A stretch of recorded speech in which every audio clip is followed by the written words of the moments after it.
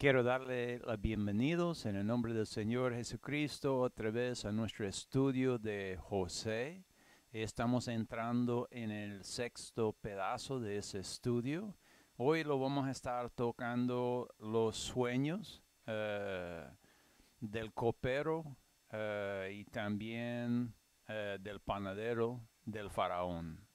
Pero primeramente quiero yo revisar una profecía que nos encontramos en el libro de Isaías, pues sabemos bien que Isaías fue escrito mucho después de la historia de José.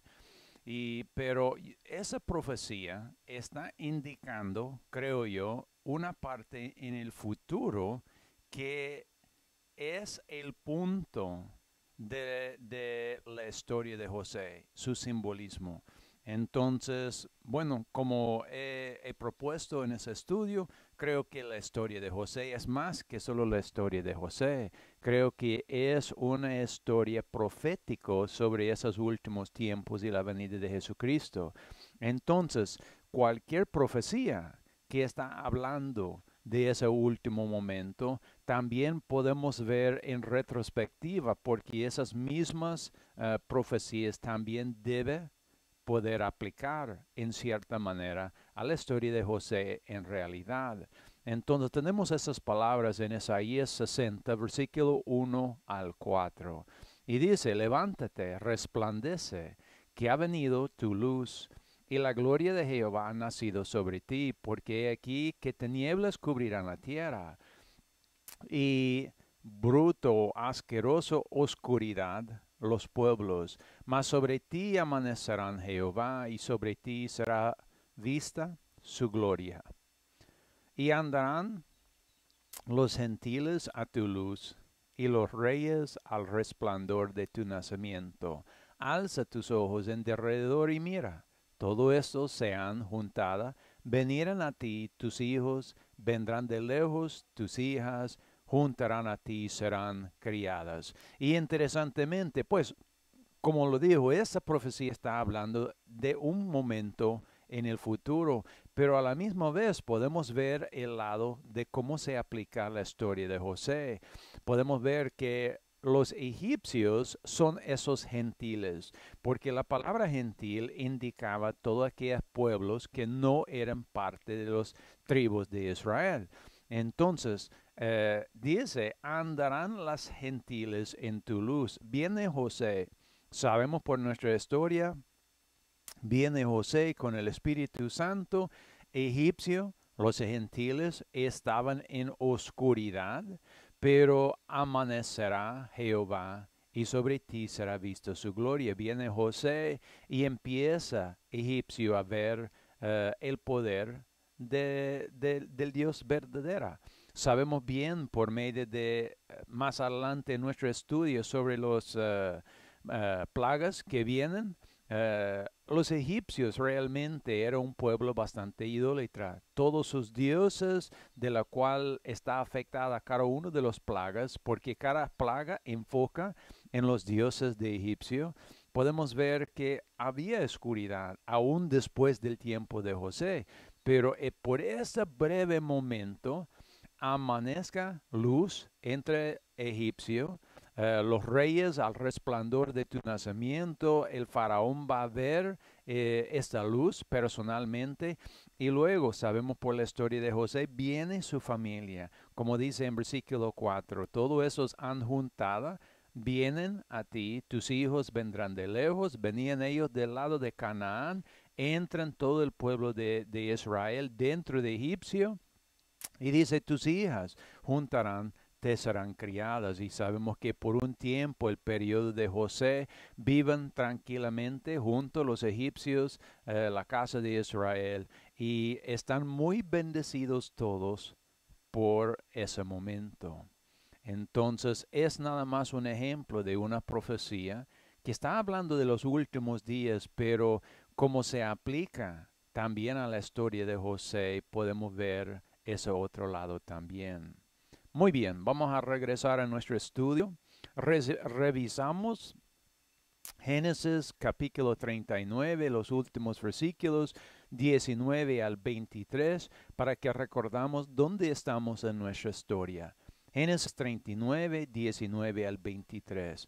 Dice, y sucedió que como oyó su señor las palabras que su esposa le hablaba, diciendo, así me ha tratado tu siervo, se encendió su furor. Y tomó su señor a José y le puso en el cárcel, donde estaban los presos del rey. Y estuvo allí en el cárcel, pero Jehová estaba con José, y extendió a él su misericordia, y le dio gracia ante los ojos del jefe del cárcel. Y el jefe de la cárcel entregó en mano de José todos los presos que había en aquella prisión. Todo lo que hacía él, ahí él lo dirigía. No veía el jefe de la cárcel cosa alguna que en su mano estaba, porque Jehová estaba con él, y lo que él hacía Jehová lo prosperaba. Como hablamos en el último estudio, reflejando un poco en quién era José como un individuo, como una persona, podemos saber que es un hombre muy capaz, muy hábil en muchas cosas, aún como Potifar lo puso encargado de todo su casa, todas sus posesiones. Luego, por escuchar a su esposa, se pone preso a José, pero José no está en un cuarto chiquito, encarcelado en cadenas, sino al no más llegar al cárcel, el carcelero vea también eh, la capacidad de José y él pone otra vez José a cargo de todo el prisión, a cargo de los presos, a cargo de los trabajos. Dice que el carcelero no le preocupaba por nada, todo lo había entregado en José. Otra vez eso nos hace saber que José por sí mismo tenía muchas capacidades. Era un muchacho, ahorita podemos decir de 18 a 28 años de edad, aproximando, podemos saber que era muy inteligente y muy capaz en ser gerente. Quiere decir que conocía muchas cosas y eso para mí es muy interesante, mirando nada más el carácter de José mismo. Entonces podemos ver fácilmente también aquí el paralelo con Jesucristo en su propia vida y como también fue juzgado injustamente. Jesús no solo fue encarcelado como lo fue José, sino que fue crucificado, pero al final fue el mismo. Y que fue este castigo injusto lo que trajo la salvación para su familia. Podemos ver en ambos casos. Podemos ver y a veces nos preguntamos, ¿por qué Dios dejó que José está encarcelado injustamente? Cuando él más bien servía y guardaba las cosas de Dios, pero era necesario ese breve momento de dificultad para que José podía lograr el último propósito en salvar su familia, el pueblo de Dios. Igual, en el caso de Jesucristo, tenemos esas palabras en San Lucas 23, versículos 13, 14, 18 y 21, que nos habla de ese momento para Jesús. Dice, entonces Pilato convocó a los príncipes y a los sacerdotes y a los magistrados y al pueblo, y le dijo, me habéis presentado a este como un hombre que pervierte el pueblo. Y aquí yo, habiéndole interrogado delante de vosotros, no he hallado en ese hombre falta alguno de aquellas cosas de que le acuses. Mas todo el multitud dio voces a uno diciendo, fuera con esta, y suéltanos Barabas. Pero ellos volvieron a dar voces diciendo, crucifícale, crucifícale. Entonces, en el caso de Jesús, él estaba juzgado, no podía hallar en él ninguna falla, pero aún fue mandado a ser crucificado. Y eso es el paralelo con la historia de José. Estoy seguro que Potifar no encontró en José ninguna falla, pero porque su esposa le demandaba, no tenía otra opción, tenía que encarcelarlo. Entonces fue encarcelado. Él tal vez con un peso en su corazón, pero la verdad es, fue la obra de Dios. Esa tenía que suceder. ¿Por qué? Porque como vamos a ver en los próximos versículos, iban a venir dos otros gerentes pero ahora del faraón mismo. Y José tenía que hacer la conexión con ellos en el cárcel. Entonces, seguimos en nuestra historia. Génesis capítulo 40, versículo 1 al 5. Y aconteció después de esas cosas que el copero del rey de Egipto, y ese no solo es el copero, es el mayor, el dirigente de los coperos del rey de Egipto, y el panadero también no es solo el panadero, es el jefe de los panaderos. Delinquieran contra su señor el rey de Egipto. Y Faraón enojó contra sus dos oficiales, contra el jefe de los coperos y contra el jefe de los panaderos, y los puso en prisión en la casa del capitán de la guardia, en el cárcel donde José estaba preso. Y el capitán de la guardia dio cargo a ellos, a José, y él les servía, y estuvieran días en la prisión. Y ambos, el copero y el panadero del rey de Egipto, que estaban arrestados en la prisión, tuvieron un sueño, cada uno su propio sueño en una misma noche, cada uno conforme a la interpretación de su sueño. Entonces vienen esos dos jefes, son personas de mucha importancia en el grupo de trabajadores del faraón mismo. Viene y José está puesto a cargo de ellos.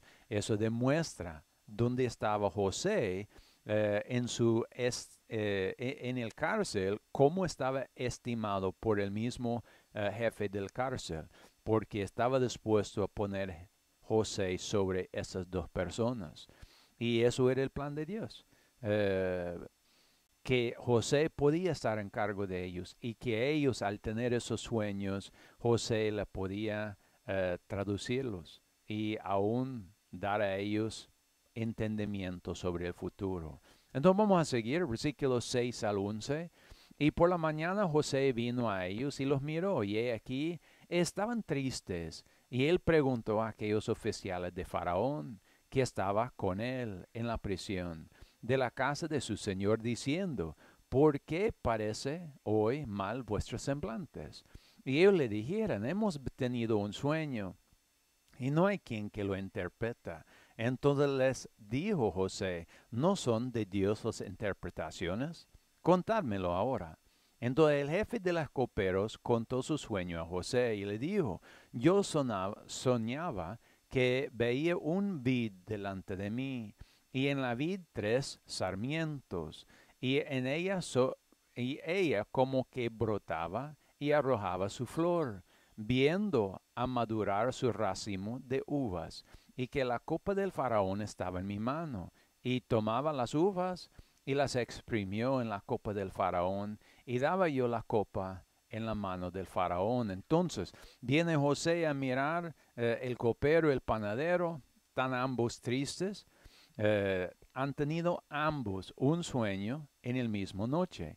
Entonces José anima a ellos que Dios puede dar interpretación sobre los sueños.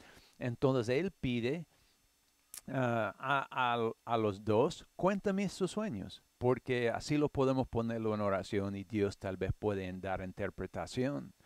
Entonces el copero empieza y el sueño que él le da parece algo favorable. Seguimos, versículo 12 al 15. Y le dijo José: esta es su interpretación. Los 3 sarmientos son 3 días. Al cabo de 3 días, Faraón te hará levantar la cabeza y te restituirá a tu puesto, y dará la copa al faraón en su mano, como solías cuando eras su copero. Acuérdate pues de mí cuando tuvieras ese bien, y te ruego que uses conmigo de misericordia, y hagas mención de mí a Faraón, y me sacas de esta casa, porque fui hurtado de la tierra de los hebreos, y tampoco he hecho aquí porque me hubiesen de poner en el cárcel. Entonces viene José y él da la interpretación sencillo que pertenece al copero. Él le dice: esa nada más es un sueño de esperanza. El mismo faraón va a reconocer que tú no quería hacer el mal que se hacía y va a ser restituido o restaurado a su trabajo, así como antes. Entonces, de seguro, el panadero al escuchar ese sueño cobra ánimo. Porque si este sueño era bueno, quizás la de él también era bueno. Pero como he hablado que este sueño, esta historia de José, realmente es una profecía de los últimos días, puede ser que en ese mismo sueño del copero hay algo más para ver. Entonces, repasamos el sueño. Yo soñaba que veía una vid delante de mí, y en la vid 3 sarmientos, y ella como que brotaba y arrojaba su flor, viendo a madurar su racimo de uvas, y que la copa del faraón estaba en mi mano, y tomaba yo las uvas, y las exprimía en la copa del faraón, y daba yo la copa en la mano de faraón. Entonces, muy importante este sueño. El copero está viendo algo que está sucediendo, está viendo un vid que está creciendo, está viendo unos sarmientos, unos pámpanos, unas ramas que están saliendo de la vid y luego están cosechando buen fruto, fruto que no solo es bueno, pero es fruto bueno para dar a la autoridad máximo, quiere decir faraón en esa instancia. Entonces, cuando vemos estos pedazos y reflejamos en todas las palabras de Dios, Nuevo Testamento, Viejo Testamento, el libro de Mormón, quizás si hemos puesto tiempo en estudiar, hay algunas cosas que nos empieza a saltar a la vista. Y eso quiero ver. Entonces, en mi opinión, hay 2 lados de ese sueño. El primero es lo simple, que es lo que José le dijo al jefe del copero, que en 3 días será restaurado a su posesión de servir el faraón. Pero el segundo es poco más complicado. Pero tomando en cuenta lo que Jesús nos dijo en el Nuevo Testamento acerca de la vid, en San Juan 15, 1 al 7, y puede ir a leerlo, no lo vamos a leerlo ahorita, pero Jesús dijo que Él es la vid y que nosotros somos los pámpanos, los sarmientos, las ramas. Entonces podemos suponer que los 3 ramas que el mayordomo vio son importantes. Y si es profético sobre nuestro día, probablemente según la historia que estamos llevando, esas 3 ramas hablan de la primogenitura. Recuerda, la primogenitura fue dividido, fue quitado de Rubén y fue dividido en 3 pedazos. En el tribu de Judá, ya en el liderazgo, o en cuanto que todos los reyes iban a salir de Judá, una parte a Levi, también Melquisedec, porque esos van juntos en cuanto al sacerdocio, y por fin José, la doble porción. Sabemos que él recibió esa doble porción de las posesiones, pertenencias de su padre. Entonces, aquí hay esos 3 ramas que está viendo saliendo de la vid. Entonces, si está hablando de nuestro tiempo profético, entonces pienso que las 3 ramas, cuando comienzan a brotar y dar fruto, de alguna manera esto será importante para la creación del reino de Dios. Sabemos que Judá, el reino físico o Israel, ha sido restaurado como nación, y sabemos que la fecha exacta está en 1948, pero aún en los últimos años de 1800 y así los últimos años de ese siglo, sabemos que empezó y hasta muy después de 1948 siguió unos pasos hasta en un año pasado aproximadamente, cuando fue reconocido Jerusalén como capital de Israel. Y todo eso viene enfocando en esa brota en esta rama, en lo físico. Entonces es un símbolo para nosotros. Luego sabemos que el sacerdocio también fue restaurado a través de la restauración de la iglesia que tuvo lugar el 6 de abril de 1830. Otro aspecto muy importante en esa historia.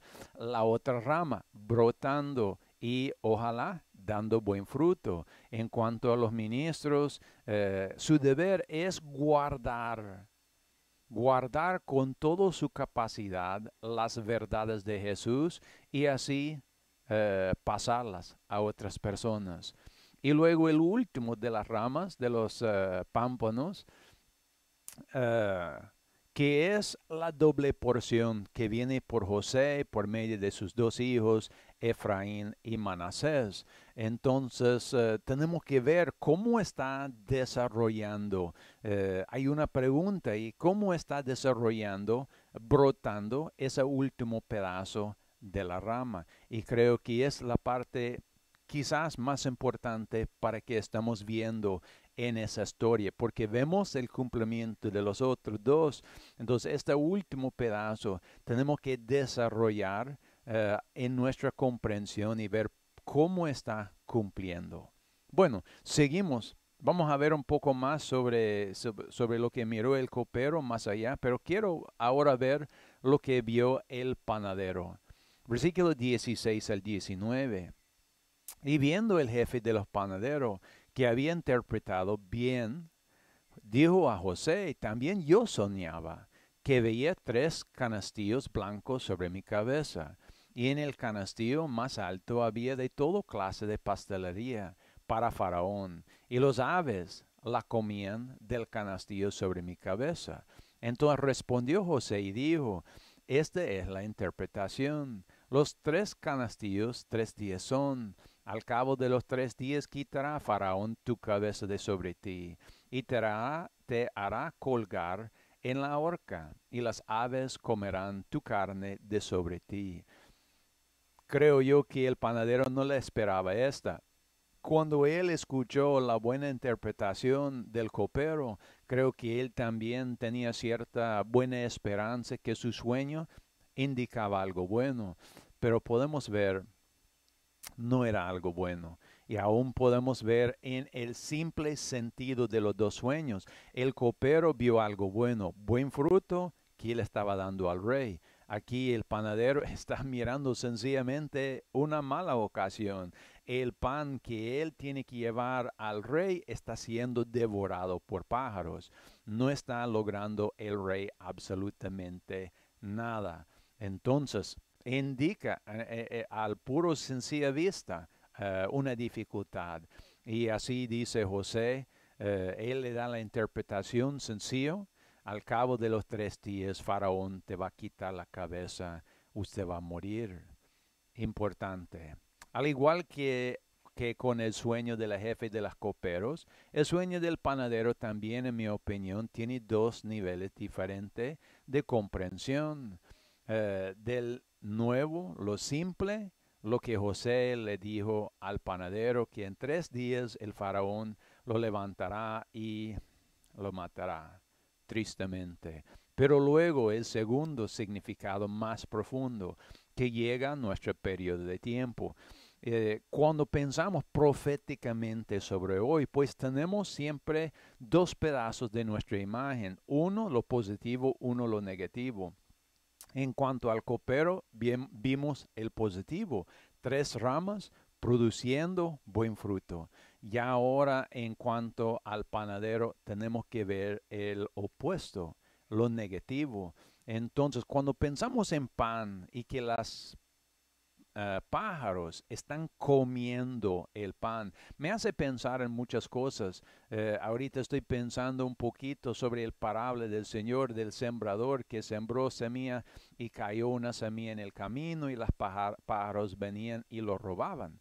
Un pedazo, pero también pienso, como lo tengo en el pancarta, en San Mateo 16:6, cuando Jesús mismo dijo, entonces Jesús les dijo, mirad y guardad de la levadura de los fariseos y los saduceos. Entonces, ¿qué significa ser fariseo o saduceo? qué significa la levadura. Creo que es importante porque necesitamos levadura de algún tipo ya en hacer el pan. Y de seguro como este pan iba para el rey, era pan muy delicado, muy especial.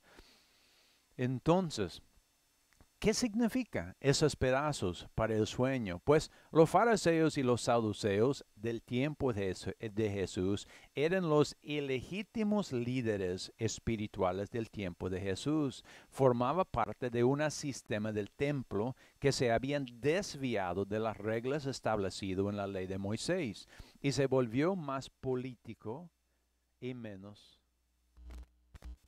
Se volvió se volvió más político y menos obediente. Habían comenzado a representar un sistema muy hipócrita que predicaba las leyes y, sin embargo, no amaba a ellos los viudas y los huérfanos. Había comenzado a estar motivados nada más por el dinero y el poder. Y eso es un problema porque aunque la verdad es, los fariseos y los saduceos eran, por decir, puestos legítimos, en sí no eran legítimos, porque ellos mismos invalidaron sus puestos en cuanto empezaban a luchar por dinero, fama, fortuna, etcétera, etcétera, y no en guardar la ley. Y cuando miramos el Nuevo Testamento, Mateo, Marcos, Lucas y Juan, podemos ver muchas veces las palabras de Jesús sobre esos dos grupos de personas. En un lugar, él habló de ellos como eran sepulcros blanqueados por afuera, pero llenos de huesos secos por dentro. Es lo que estamos viendo en eso. Luego, vemos la definición de levadura, y eso lo saqué de mi diccionario. Tiene dos pedazos que yo creo que son muy importantes en esa historia. Primer pedazo, definición 1, un agente como la levadura que provoca el aumento de la masa, especialmente por fermentación. Entonces, por hacer pan, echamos un poco de levadura en la masa y hacemos pan. Pan por medio de fermentación, quiere decir la levadura come el azúcar y hace gases. Y son esos gases que ponen burbujas dentro de la masa de harina y hace crecer. Pero realmente la levadura no está agregando material prima, está agregando nada más lugares vacíos dentro de la misma masa. Entonces, el segundo definición, un elemento, influencia o agente que funciona sutilmente para aligerar, animar o modificar un todo. Importante, así vemos los fariseos y saduceos. Están tratando de influenciar sutilmente y modificar la iglesia. Van saliendo del buen camino que Jesús lo enseñó y van siguiendo un mal camino. Entonces tenemos esos dos pedazos cuando estamos viendo la historia del panadero. Él está viendo que los pájaros están robando su pan. Quiere decir, hay algo que no es útil para dar al rey, que está siendo destruido. Y tenemos un último pedazo aquí en 1 Nefi, capítulo 7, versículos 50 al 53, que yo creo que también es profética sobre esos últimos días y enfoca muy claramente para mi pensamiento en este sueño del panadero. Dice 1 Nefi 7, 50 al 53. Porque pronto llegará el tiempo en que todas las iglesias, podemos poner aquí los fariseos y saduceos, o como quiere interpretar esas palabras, pero lo que es importante es que son personas religiosos apartados de la verdad. ¿Qué están haciendo? Dice, todas las iglesias que se hayan establecido, uno, para obtener ganancia, y todos los que hayan sido edificados, para lograr poder sobre la carne. Algo en su cuerpo quiere vencer. Y las que hayan fundado para hacerse populares ante los ojos del mundo. Y aquellos que buscan las concupiscencias de la carne y las cosas del mundo y cometan toda clase de iniquidad. En fin, todos los que pertenecen al reino del diablo son los que deben temer, temblar y estremecer. ellas son las que deben ser humillados hasta el polvo. Ellos son los que deben ser consumidos, como los pájaros consumían el pan en el canastillo del panadero. Ellos son los que deben ser consumidos como rastrojo.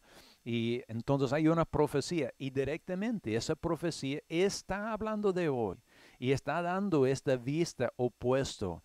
La vid con su buen fruto, al otro lado hay, como dice la parábola en el Nuevo Testamento, el trigo y la cizaña. Hay otro lado, un lado negativo.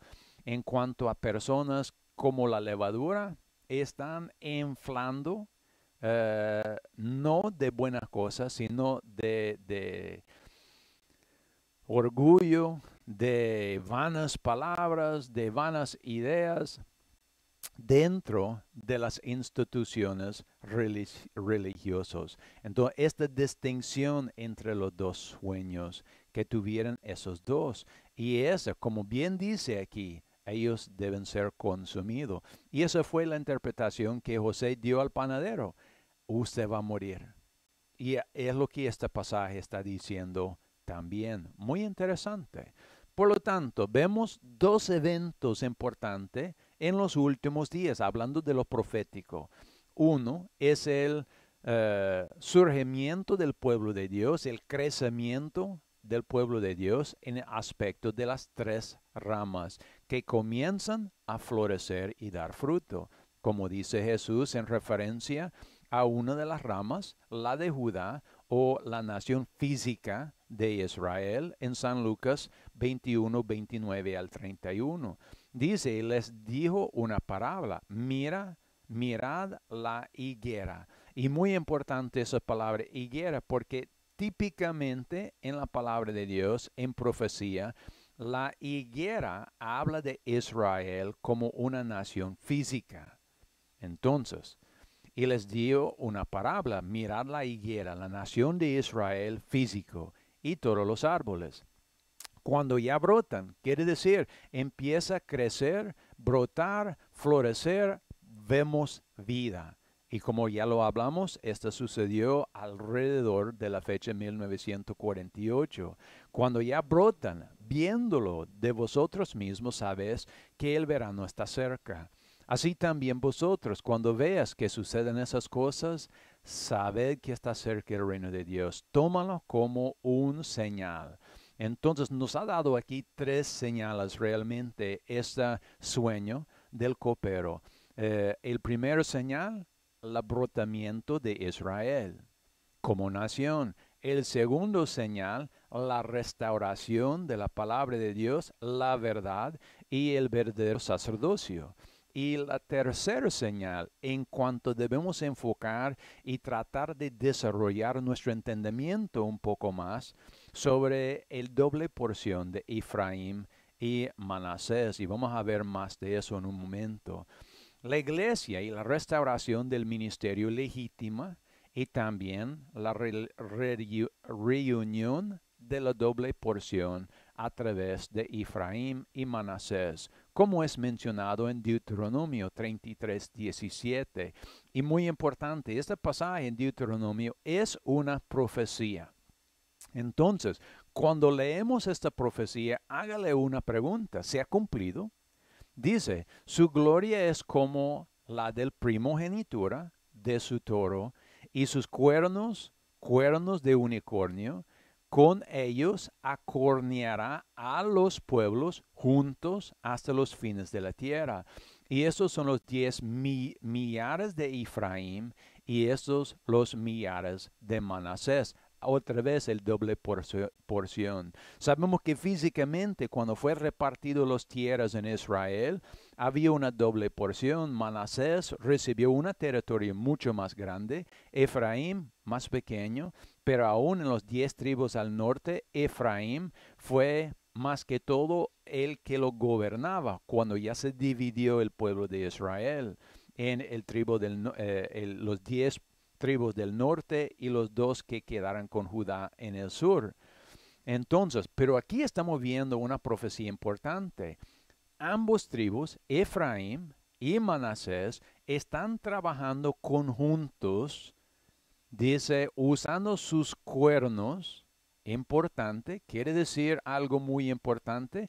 Si usted ha estado en algo otros de los estudios, usted sabe que cuernos tiene una importancia. Están usando sus cuernos, por decir, para juntar hasta los fines de la tierra. Muy importante esas palabras.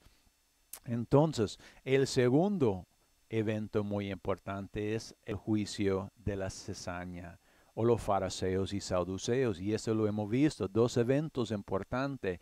El abrotamiento de los pámpanos, los ramas, su empiezo a dar buen fruto que es digno de dar al líder máximo de ese mundo, el rey, que sería Jesucristo mismo, y al otro lado el juicio de la cizaña, cuando los pájaros vienen a comer el pan del panadero, o quiere decir cuando los que representan o los que siguen los pasos de los fariseos y los saduceos estarán destruidos por Dios, y dice que van a ser destruidos por fuego. Recordamos en el parábola del trigo y cizaña, dice que Dios mandó sus ángeles y recogió primeramente la cizaña y lo echó en el fuego para quemarla. Y bien dice la palabra que Dios salvó su pueblo aunque sea por fuego. Por lo tanto, debemos tomar una decisión, cada uno de nosotros. Debemos examinar nuestra vida. ¿En qué lado vamos a estar nosotros? ¿Vamos a estar en el lado del copero, dando buen fruto al rey, o en el lado del panadero, donde todo nuestro fruto es consumido y destruido?